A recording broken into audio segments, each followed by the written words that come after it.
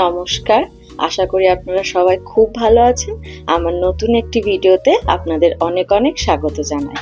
আজকে বানিয়ে নেব ড্রাই চিলি চিকেন। একদম রেস্টুরেন্ট স্টাইলের মতন ড্রাই চিলি চিকেন কিভাবে বাড়িতেই একদম সহজ উপায়ের কয়েকটা একদম সহজ উপকরণের মাধ্যমে কিভাবে বানিয়ে নেবেন সেটাই আজকে দেখাবো। তো প্রথমে পরিষ্কার করে চিকেনগুলো নিয়ে নিলাম, তার উপর নিলাম হচ্ছে সামান্য অ্যারারুট, অল্প একদম ময়দা, গোলমরিচ গুঁড়ো, আদা রসুনের পেস্ট, স্বাদ মতন লবণ।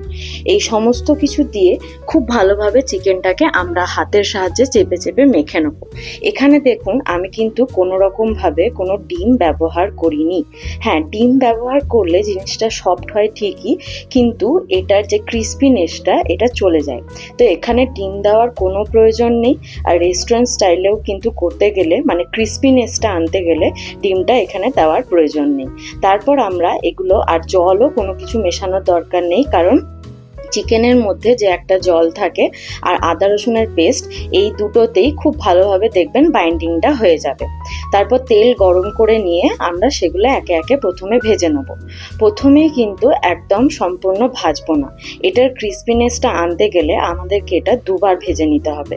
হ্যাঁ, কেউ যদি মনে করেন যে দুবার ভাজলে একটু বেশি তেল খাওয়া হয়ে যাচ্ছে, সেক্ষেত্রে আপনারা একবারও ভেজে নিতে পারেন, বাট ক্রিস্পিনেসটা একটু বেশি চাইলে এটা দুবার ভেজে নেওয়াই ভালো।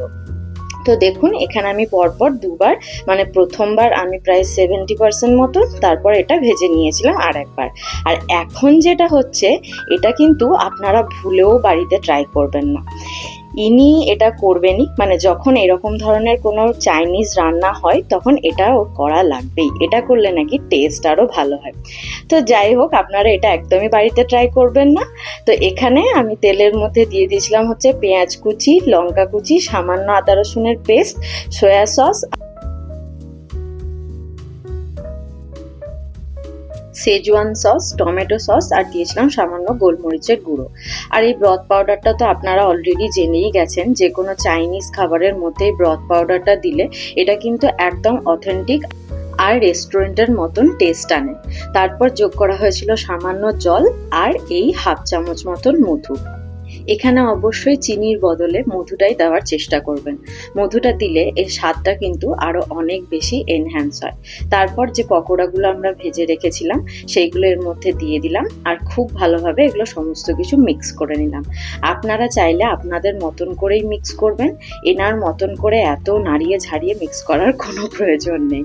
তো যাই হোক, মজা করছিলাম, আপনারা আপনাদের সুবিধার মতনই করে নেবেন, আর কোনো কিছু করতে লাগবে না।